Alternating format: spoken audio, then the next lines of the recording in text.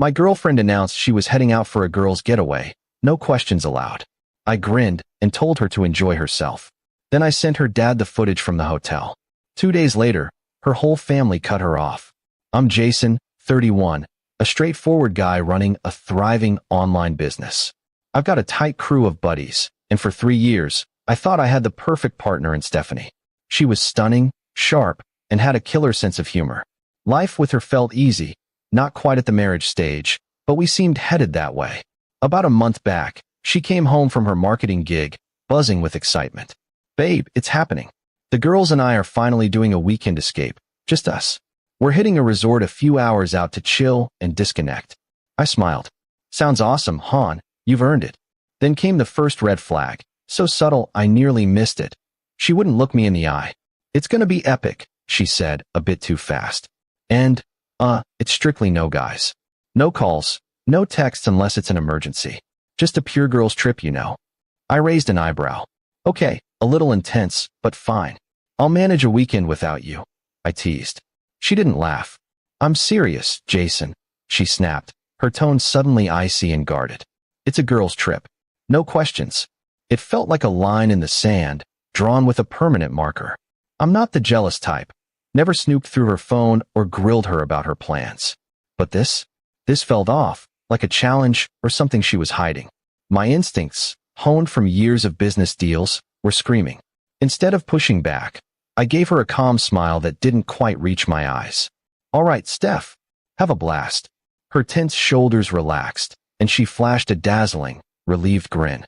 "Thanks for getting it. It's exactly what I need." The next week was a whirlwind of her prepping.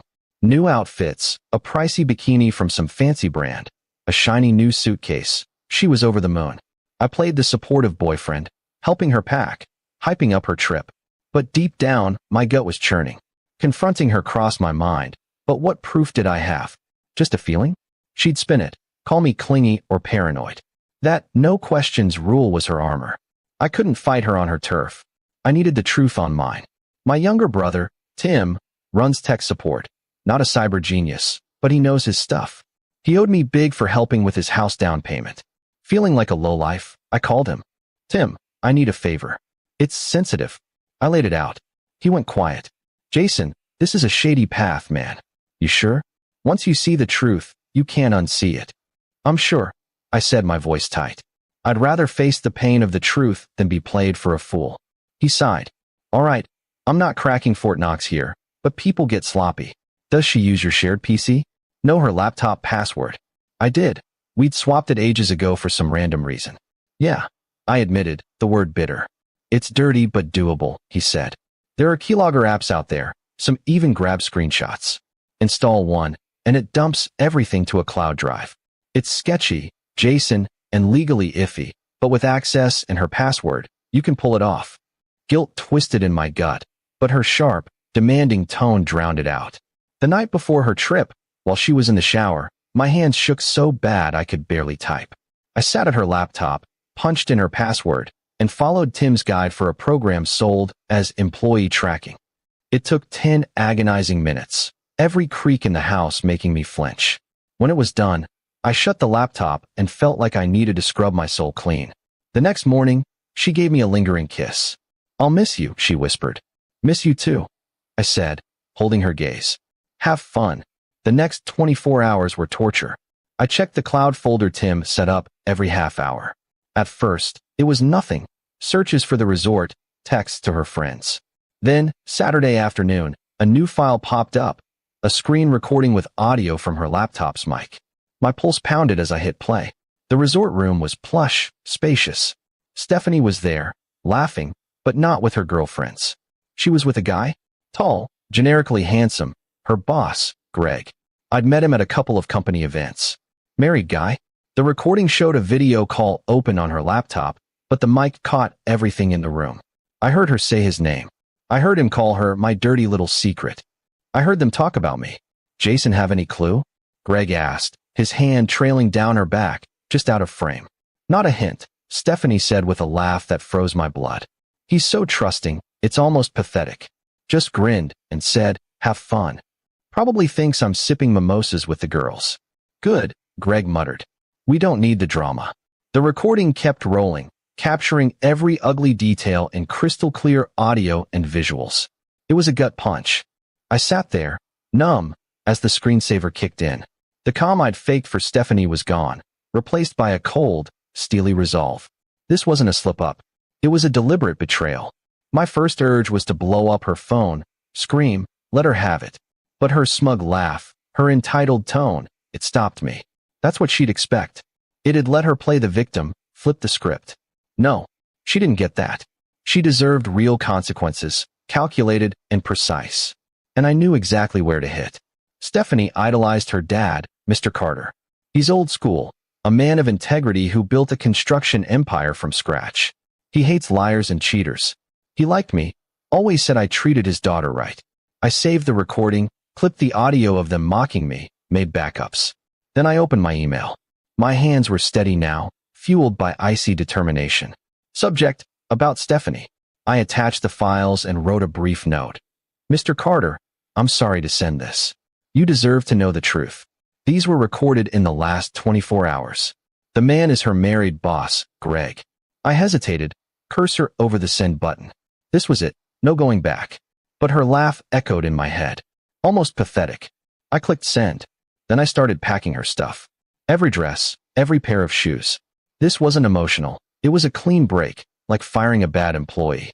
It's Tuesday now. The apartment feels heavy, empty. Her side of the closet is bare. It's over. I'm not calm. I'm wired, like I've chugged a gallon of coffee. Sleep's been rough, but I don't regret it. The fallout hit Sunday morning. I got a read receipt from Mr. Carter's email late Saturday, then silence. That quiet was worse than a bomb. I barely slept, picturing every possible outcome. At 8 a.m., he called, his voice rough, like he'd been up all night. Jason, he said, no warmth. I saw what you sent. Why would you do this? Why send it to me? I was stunned. I expected him to be mad at her, not me. Mr. Carter, I thought you should know who she really is. You thought you could humiliate my family, he roared, his voice breaking with anger and hurt. This is private. You should have come to me like a man, not sent this garbage. He hung up. My stomach dropped. Had I misjudged? Was his need to protect his family's image stronger than his principles? Nausea hit hard. But then Stephanie started calling. I ignored her. Texts flooded in. Jason, what the hell did you do? My dad showed up at the hotel, dragged me out. You had no right. This was private. You spied on me, you creep. Pick up, you coward. You've ruined everything. Everything.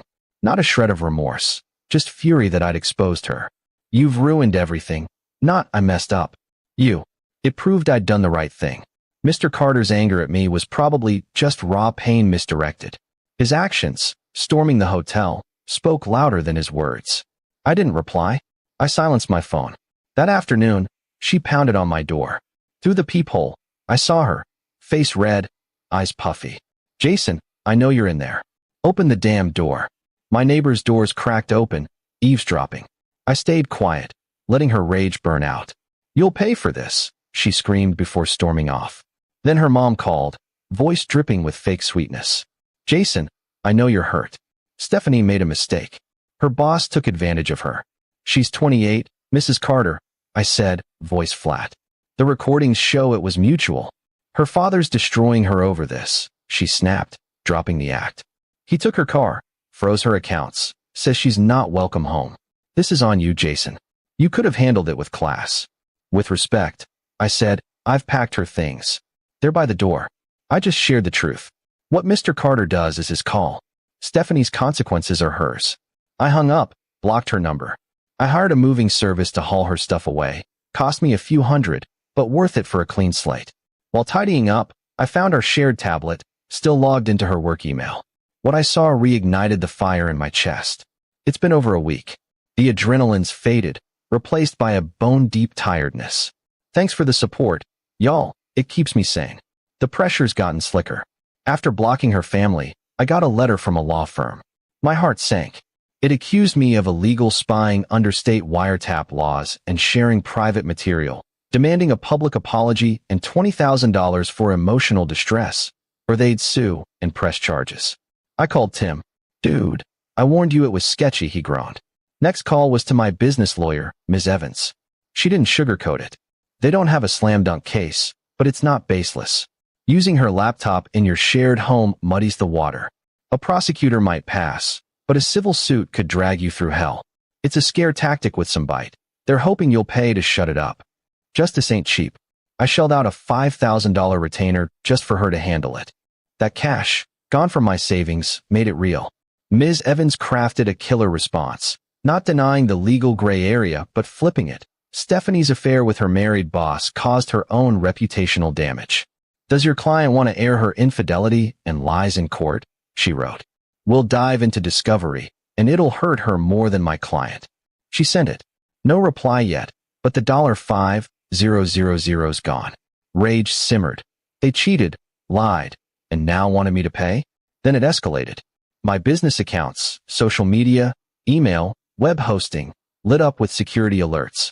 Tons of failed login attempts, password reset requests. Tim traced them to a public library IP near Stephanie's best friend, Melissa. It was her, sloppy and vengeful, trying to tank my business with old passwords and pet names. That's when I remembered the tablet. Her work email still open. I'd planned to wipe it, but after the legal threat and login attempts, game on. I spent a night digging through her emails, feeling gross but past caring. And I hit gold. Greg was expensing fancy dinners with clients who were just his college pals. Stephanie filed the receipts. She bragged to a coworker about a $1,200 purse, a client gift clearly bought with company cash. Straight up fraud. I wasn't just telling her dad anymore. She came for my work, so I'd hit hers. I compiled the emails, chats where she and her coworker laughed about Greg's creative accounting, and found the company's CFO and HR head online. Using an anonymous email, I sent it all. Subject: Marketing Department expense concerns. I laid out the fraud, attached proof, and added, this misconduct ties to an inappropriate relationship between manager Greg, last name, and subordinate Stephanie Carter. Their affair, conducted on a company-funded trip, shows poor judgment, creating a toxic workplace and liability risk. I included the emails, chats, and a 30-second clip of them laughing at me. I hit send, heart racing, not with guilt, but with purpose. She started this fight. I was ending it. It's been a few weeks, and this is probably my last update. The fallout's messy, no clean wins here. The email to Greg's company worked fast. A LinkedIn message from a finance exec said, can't name sources, but Greg and Ms. Carter were suspended last week. An audit's underway. They were both fired yesterday. Thanks for your discretion. Fired. Both of them. It wasn't joy. It was like watching a wrecking ball do its job. Necessary, but still a mess. Then I found Greg's wife, Sharon, on her public Instagram. I messaged her. I'm Jason, Stephanie's ex. I have proof of her affair with your husband. I'm not asking for anything, but you deserve the truth if you want it. An hour later, send it. I did. Her reply, thanks. Days later, her profile pic was just her and her kids, no Greg. Then Stephanie's sister, Laura, emailed my work account. Jason, I know you blocked us, and I get it. Mom's still defending Stephanie. Dad's done with both of them. He's not just mad, he's shattered. It's not the affair, it's the betrayal, the smiling while scheming. He's covering their lawyer's bill to kill the lawsuit, but Stephanie's cut off. She's a wreck, not sorry, just furious. At you, Dad, Greg, her company. She thinks she's the victim. Melissa kicked her out after the account hacking stunt. I just wanted you to know, you didn't break our family. You just showed us what was already broken. Where am I at? Not at peace. Not yet. I won. I guess, stood my ground, brought consequences. But it cost me $5,000 I'll never see again and my trust in my own instincts. For weeks, I kept looking over my shoulder, bracing for her next move. The anger's gone, the hurt's just a scar. I don't hate Stephanie. She's a stranger now, tied to my worst memories. Her entitlement was poison, and I had to cut it out. But cuts leave scars. I'm not the same laid-back guy. I'm guarded, a little jaded. I had to get cold and calculated to get through this, and I'm scared that edge might stick.